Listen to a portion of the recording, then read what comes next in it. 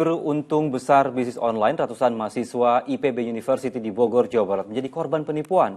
Bukannya mendapatkan keuntungan, para korban justru terjerat utang jutaan rupiah.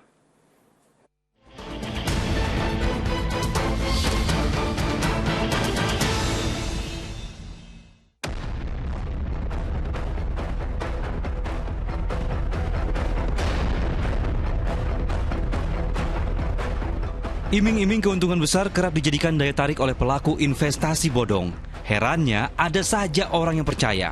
Kali ini menimpa sedikitnya 333 mahasiswa yang didominasi mahasiswa IPB University.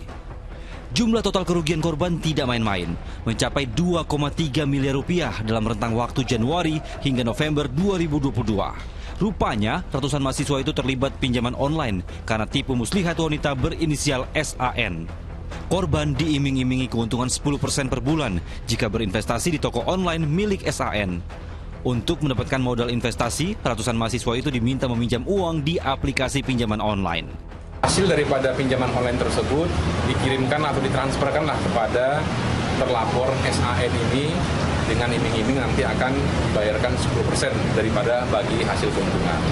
Faktanya untuk terlapor ini tidak membayarkan sesuai dengan janjinya yang 10%. Kerap mendapatkan teror atas pinjaman yang dilakukan sang anak, sejumlah orang tua korban pun melapor ke polisi dengan membawa sejumlah bukti.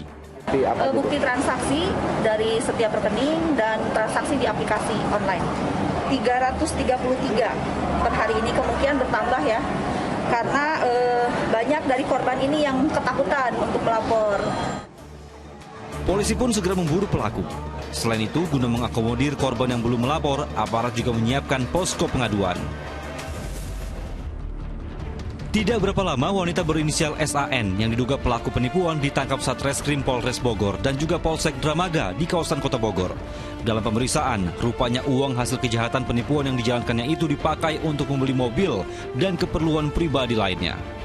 Uang hasil kejahatannya sebagian digunakan oleh pelaku untuk kebutuhan pribadinya, kemudian sebagian lagi untuk membeli kendaraan bermotor, dan sebagian lagi juga untuk menutupi utangnya dari korban-korban sebelumnya.